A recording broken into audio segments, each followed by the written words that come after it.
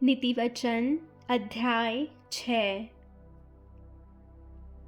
हे मेरे पुत्र, यदि तू अपने पड़ोसी का उत्तरदायी हुआ हो अथवा परदेशी के लिए हाथ पर हाथ मारकर उत्तरदायी हुआ हो, तो तू अपने ही मुंह के वचनों से फंसा और अपने ही मुंह की बातों से पकड़ा गया।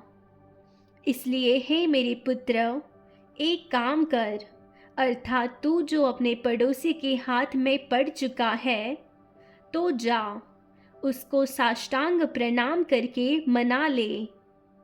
तू न तो अपनी आँखों में नींद और न अपनी पलकों में झपकी आने दे, और अपने आप को हरिणी के समान शिकारी के हाथ से और चिड़िया के समान चिड़ीमार के हाथ से छुड़ा। हे आलसी, चींटियों के पास जा, उनके काम पर ध्यान दे और बुद्धिमान हो। उनके न तो कोई न्यायी होता है, न प्रधान और न प्रभुता करने वाला, तो भी वे अपना आहार धूप काल में संचय करती है और कटनी के समय अपनी भोजन वस्तु बटोरती है। हे आलसी, तू कब तक सोता रहेगा? तेरी नींद कब टूटेगी?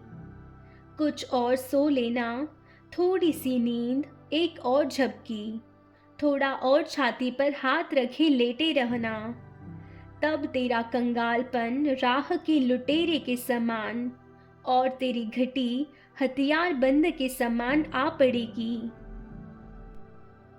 ओछे और अनर्थकारी को देखो, वह टेढ़ी टेढ़ी बातें बकता फिरता है। वह नैन से सैन और पाँव से इशारा और अपनी उंगलियों से संकेत करता है। उसके मन में उलटफेर की बातें रहती, वह लगातार बुराई गढ़ता है और झगड़ा रगड़ा उत्पन्न करता है। इस कारण उस पर विपत्ति अचानक आ पड़ेगी। वह पल भर में ऐसा नष्ट हो जाएगा कि बचने का कोई उपाय न रहेगा। 6 वस्तुओं से यहोवा बैर रखता है, वरन 7 है जिनसे उसको घृणा है, अर्थात घमंड से चढ़ी हुई आंखें, झूठ बोलने वाली जीभ और निर्दोष का लहू बहाने वाले हाथ, अनर्थ कल्पना गढ़ने वाला मन, बुराई करने को वेग दौड़ने वाले पाँव, झूठ बोलने वाला साक्षी और भाइयों के बीच में झगड़ा उत्पन्न करने वाला मनुष्य। हे मेरे पुत्र, मेरी आज्ञा को मान और अपनी माता की शिक्षा को न तज।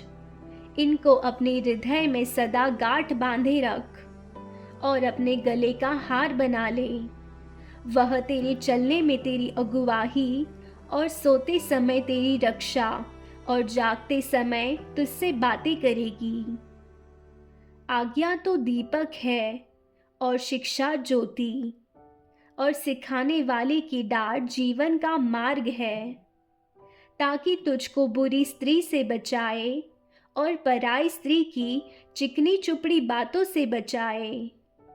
उसकी सुंदरता देखकर अपने मन में उसकी अभिलाषा न कर, वह तुझे अपने कटाक्ष से फंसाने न पाए, क्योंकि वेश्यागमन के कारण मनुष्य टुकड़ों का भिखारी हो जाता है, परंतु व्यभिचारिणी अनमोल जीवन का अहेर कर लेती है। क्या हो सकता है कि कोई अपनी छाती पर आग रख ले और उसके कपड़े न जले? क्या हो सकता है कि कोई अंगारे पर चले और उसके पाँव न झुलसे? जो पराई स्त्री के पास जाता है, उसकी दशा ऐसी है, वरन जो कोई उसको छुएगा वह दंड से न बचेगा। जो चोर भूख के मारे अपना पेट भरने के लिए चोरी करे, उसको तो लोग तुच्छ नहीं जानते, तो भी यदि वह पकड़ा जाए तो उसको 7 गुना भर देना पड़ेगा, वरन अपने घर का सारा धन देना पड़ेगा।